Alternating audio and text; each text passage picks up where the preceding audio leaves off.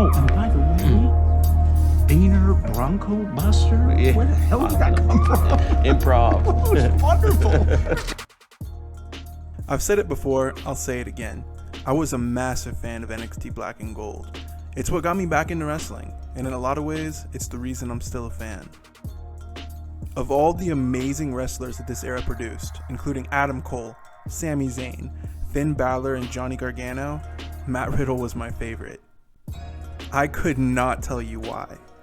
In hindsight, I could probably attribute my love for Riddle to the fact that he always had the right dancing partner. Whether it be battles with Adam Cole, or teaming up with Pete Dunne, Riddle was always in the right place at the right time, and he greatly benefited from being surrounded by world-class talent. Now, this isn't a story of or rise and fall type video.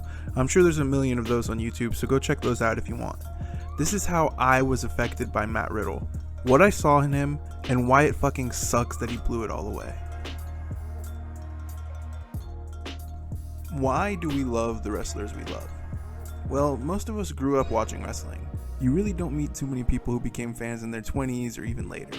Now, I only bring this up because I think it plays a part in how we choose our favorite wrestlers as teenagers or adults. We look for the wrestlers who remind us of what made us fall in love with professional wrestling in the first place.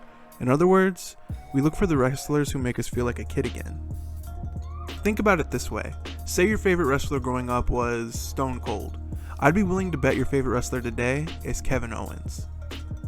This same logic can be applied to hundreds of wrestlers from tons of different eras. John Cena, Cody Rhodes, The Undertaker, Bray Wyatt, Bret Hart, Daniel Bryan, Hulk Hogan, Max Caster. You get the point. And this of course isn't a one-to-one comparison. It isn't going to work every time, but in general, we like what we like, and our opinions don't change too much. I know not everyone is going to understand this, but there was something about Riddle's dumb, goofy smile that made me feel like a kid again. Sure, he was a great wrestler, but nowadays, who isn't?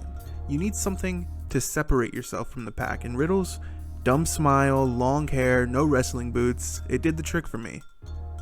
Compared to his peers in NXT, Riddle was called up to the main roster pretty quick, and I for one was excited to see what the main roster could do with him. It turns out not much. Don't get me wrong, Riddle had the good match every now and then, his WrestleMania 37 match against Sheamus to be specific, but for the most part, he was just another guy. I suppose being another guy isn't the worst thing in the world, I just expected so much more from him. But then, along came Randy. Randy Orton and Matt Riddle were a match made in heaven. To watch Randy slowly go from wanting to kill Riddle to wanting to win tag team gold with him, I gotta say, it was entertaining. Despite this success as a team, I think I speak for everyone when I say, we were all sort of waiting for the eventual turn. But it never came. Riddle and Randy teamed for well over a year and became a prominent fixture in the tag division. Backstage reports told us that Randy Orton genuinely loved working with Riddle, so maybe that was the reason for the delayed turn. Still, we all knew it was coming, and when it eventually did happen, it would turn Matt Riddle into a true main event player. But it never came.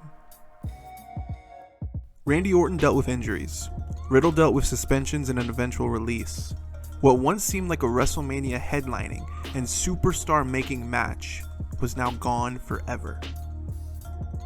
It's crazy to look back on, but there are times when I fantasy booked Matt Riddle to win the Royal Rumble, win world titles, face and beat Brock Lesnar at WrestleMania.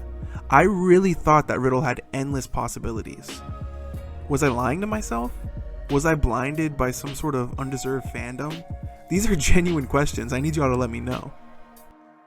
It's easy to look back and say Matt Riddle had all the potential in the world. It's also easy to look back and say Matt Riddle was never capitalized on, and he was reduced to the haha weed funny guy. But which is it? The truth is, it doesn't matter. Whatever potential Riddle had or didn't have was wasted. It wasn't wasted by WWE. It wasn't wasted by Vince McMahon or Triple H. It was wasted by Matt Riddle.